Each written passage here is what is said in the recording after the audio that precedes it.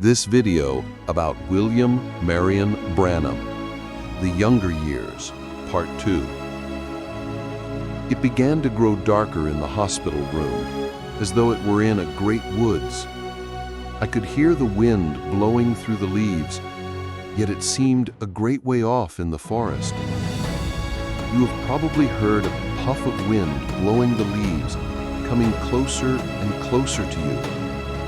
I thought, well, this is death coming to take me. Oh, my soul was to meet God. I tried to pray, but could not. Closer the wind came, louder and louder. The leaves rattled, and all at once, I was gone. It seemed then that I was back again, a little barefooted boy, standing in that lane under the same tree. I heard that same voice that said, "Never drink or smoke." And the leaves I heard were the same that blew in that tree that day. But this time, the voice said, "I called you, and you would not go." It repeated the third time. Then I said, "Lord, if that is you, let me go back again to earth, and I will preach your gospel from the housetops and street corners. I'll tell everyone about it." When this vision had passed, I found that I had never felt better. My surgeon was still in the building. He came and looked at me and was surprised. He looked as though he thought I would be dead. Then he said, "I am not a church-going man. My practice is so great, but I know God has visited this boy." Why he said that, I don't know. No one had said anything about it. If I had known then what I know now, I would have risen from that bed shouting, "Praise to his name!" After a few days, I was allowed to return home, but I was still sick and was forced to wear glasses on my eyes because of astigmatism. My head shook when I looked at anything for a moment. I started out to seek and find God. I went from church to church, trying to find some place where there was an old-fashioned altar call. The sad part was, I could find none. I said that if I ever was a Christian, I would really be one. A minister that heard me make the remark said, "Now, Billy boy, you are going off in fanaticism." I said that if I ever got religion, I wanted to feel it when it came, just as the disciples did. Oh, praise his name. I got religion later on, and I still have it, and by his help, I will keep it always.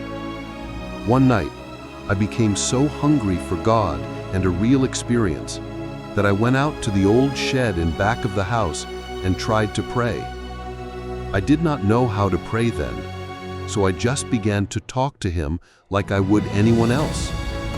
All at once there came a light in the shed, and it formed a cross, and the voice from the cross spoke to me in a language I could not understand. It then went away. I was spellbound. When I got to myself again, I prayed, "Lord, if that is you, please come and talk to me again." I had been reading my Bible since I had been home from the hospital, and I had read in 1 John 4, "Beloved, believe not all spirits, but try them if they be of God." I knew that a spirit had appeared to me, and as I prayed, it appeared again. Then it seemed to me that there had been 1,000 pounds lifted from my soul. I jumped up and ran to the house, and it seemed as though I was running on air. Mother asked, "Bill, what has happened to you?" I replied, "I do not know, but I sure feel good and light." I could not stay in the house any longer. I had to get out and run. I knew then that if God wanted me to preach, He would heal me. So I went to a church that believed in anointing with oil, and I was healed instantly. I saw then that the disciples had something that most of the ministers do not have today. The disciples were baptized with the Holy Ghost, and so could heal the sick and do mighty miracles in His name. So I began to pray for the baptism of the Holy Ghost, and got it. One day, about 6 months later, God gave me the desire of my heart. He spoke to me in a great light, telling me to go preach and to pray for the sick, and He would heal them regardless of what disease they had. I started preaching and doing what He told me to do. Oh friend, I can't begin to tell you what all has happened. Blinded eyes opened, the lame walked, cancers have been healed, and all kinds of miracles have been done. One day, at the foot of Spring Street, Jeffersonville, Indiana, after a 2-week revival, I was baptizing 130 people. It was a hot June day, and there were about 3,000 people present. I was about to baptize the 17th person, when all of a sudden I heard that still little voice again, and it said, "Look up." The sky was like brass on that hot August day. We had not had any rain for about 3 weeks. I heard the voice again, and then again the third time it said, "Look up." I looked up, and there came from the sky a big bright star that I had seen many times before, but that I had not told you about.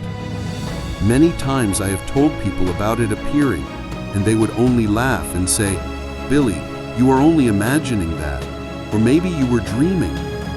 But praise God, this time He had shown Himself visible to all. Because it came so close to me, I could not even speak. After a few seconds had passed, I screamed, and many people looked up and saw the star just over me. Some fainted, while others shouted, and others ran away. Then the star returned back to the sky, and the place where it had left was about 15 feet square, and this place kept moving and churning about, or as though waves were rolling. There had formed in this place a little white cloud, and the star was received up in this little cloud. Like John the Baptist, the prophet was vindicated in the waters of baptism.